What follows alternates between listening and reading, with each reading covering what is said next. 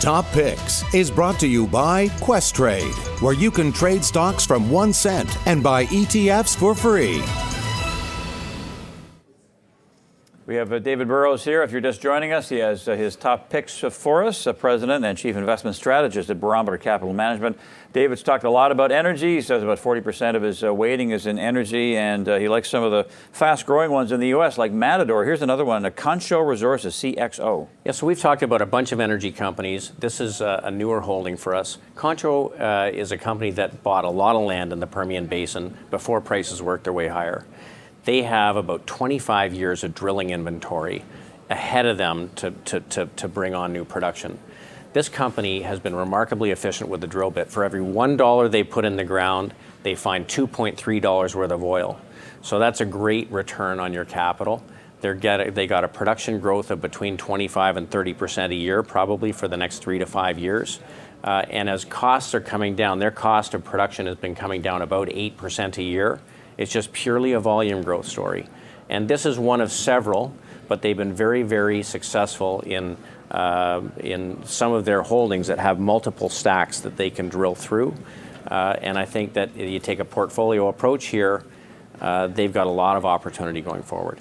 It's interesting, we don't talk about this very often at all, but it's a $17 billion market cap, not an insignificant company at all. Apple is the top pick. I guess we just want to forget about the earnings the other day, look straight ahead to the back half of the year, all the new products coming. Look, as I said earlier, sometimes it's hard to stick with what's working. And this is a company that just has an unprecedented franchise.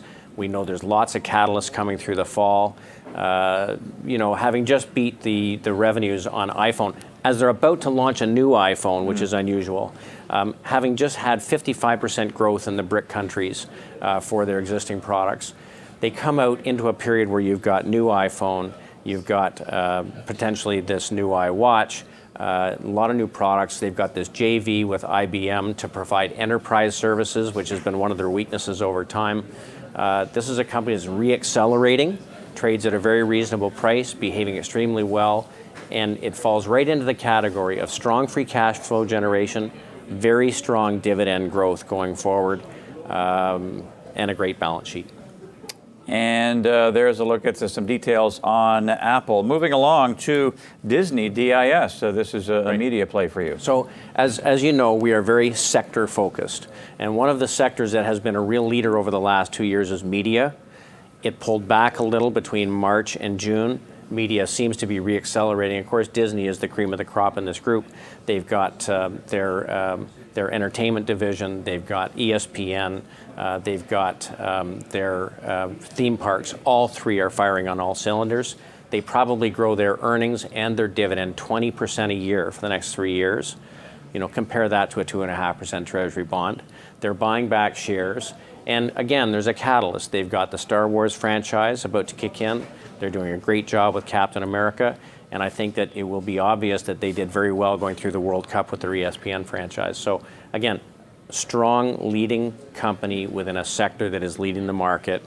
Strong free cash flow generator. I think Disney makes a lot of sense in a portfolio. If 21st Century Fox manages to buy Time Warner, is that a threat to Disney, or during that integration, it's actually an opportunity?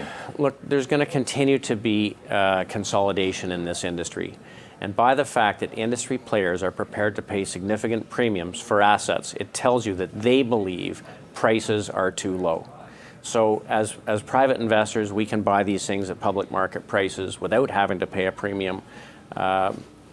Look, the market likes big gorilla companies with defendable business models, and this is one that's very hard to beat.